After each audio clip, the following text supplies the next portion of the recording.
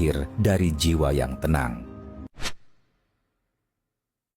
Setelah berhari-hari berlayar melintasi lautan luas, akhirnya Panglima Ampong dan para kesatria Dayak tiba kembali di tanah kelahiran mereka, tanah Kalimantan yang hijau dan suci, tempat segala awal dan akhir bermula. Saat perahu mereka merapat di tepian sungai besar, para warga suku telah berkumpul menyambut dengan penuh haru dan doa syukur. Sorak kegembiraan berpadu dengan tangisan lega. Mereka menyambut para pejuang yang telah menempuh perjalanan jauh menembus batas dunia manusia dan dunia gaib. Panglima Ampong turun dari perahu dengan langkah tenang. Di hadapan Sri Paduka Lubis, kepala suku yang bijaksana, ia menunduk hormat dan menyerahkan tas kulit rajut yang berisi bunga keramat yang mereka bawa dari tanah Banten. Dengan suara berat dan penuh wibawa, ia mulai menceritakan seluruh kisah yang mereka alami di tanah seberang itu, tentang hutan yang berbicara, suku penjaga hutan yang luhur, hingga sosok petapa suci bernama Ki Jagaraksa, penjaga bunga Jayakusuma yang ternyata saudara seperguruan dari Panglima Burung, penjaga hutan Kalimantan. Semua yang hadir mendengarkan dalam hening, terpaku oleh cerita itu. Tuan Kepala Suku, ucap Panglima Ampong, sang petapa menitip pesan suci, tanamlah satu bunga ini di tengah hutan Kalimantan sebagai tanda persaudaraan dua tanah suci, Kalimantan dan Banten. Ia juga berkata, jangan ada manusia yang memakan bunga ini, sebab kehidupan abadi bukanlah untuk tubuh, melainkan untuk roh dan nama yang dijaga dalam keseimbangan alam. Sri Paduka Lubis menunduk, matanya berkaca-kaca. Ia tahu bahwa pesan itu bukan sekadar titipan, melainkan amanah besar dari alam semesta. Mereka membuka tas yang dibawa Panglima Ampong. Namun, betapa terkejutnya mereka. Semua bunga yang dibawa telah layu, kering, dan tak tersisa kecuali satu tangkai kecil yang masih hidup dengan akar yang menempel di tanah. Maka, dengan penuh hormat dan doa, bunga itu mereka tanam di tengah hutan suci yang menjadi jantung kehidupan suku mereka. Semenjak hari itu, tak seorang pun berani memetik atau menyentuh bunga tersebut. Bunga itu dibiarkan tumbuh liar di tengah alam, menjadi simbol pengingat bahwa tidak ada kehidupan abadi di dunia ini.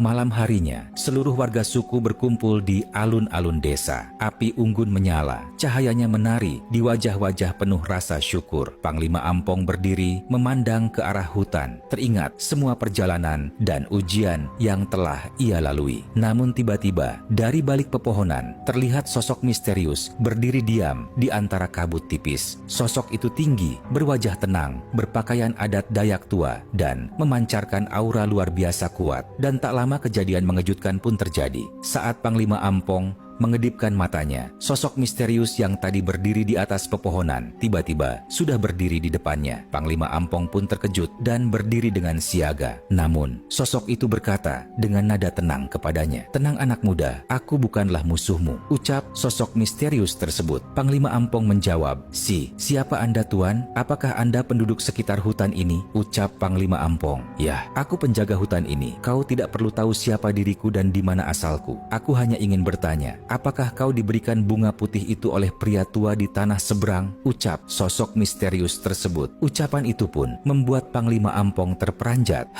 Bagaimana Anda bisa tahu jika bunga itu pemberian dari tanah seberang?" tanya Panglima Ampong. Sosok itu pun kembali berkata, "Apakah pria tua itu baik-baik saja? Dan apakah dia menitipkan sebuah pesan untuk tanah hijau di tempat ini?" ucap sosok tersebut. "Ya, dia memberi sebuah pesan. Dia menyuruh untuk menanam bunga itu di tanah ini untuk menjadi pengingat jika pria tua itu di sana masih menjaga hutan dengan baik." Dan saat Panglima Ampong berhenti berkata dan dia mengedipkan matanya, sosok misterius itu pun menghilang. Hanya terlihat seekor burung raksasa yang terbang di atas Panglima Ampong. Sebelum akhirnya burung itu pun menghilang di kegelapan. Panglima Ampong berdiri terpaku. Ia masih tak percaya dengan apa yang baru saja ia alami. Namun dalam hatinya ia bisa merasakan jika sosok itu adalah sang penjaga hutan Kalimantan. Dan sejak kejadian itu pun, Panglima Ampong beserta masyarakat di desanya selalu menjaga alam hijau di sekitarnya. Dan kisah ini pun menjadi sebuah pelajaran yang sangat berharga untuk dirinya, sekaligus menjadi pelajar untuk kita semua.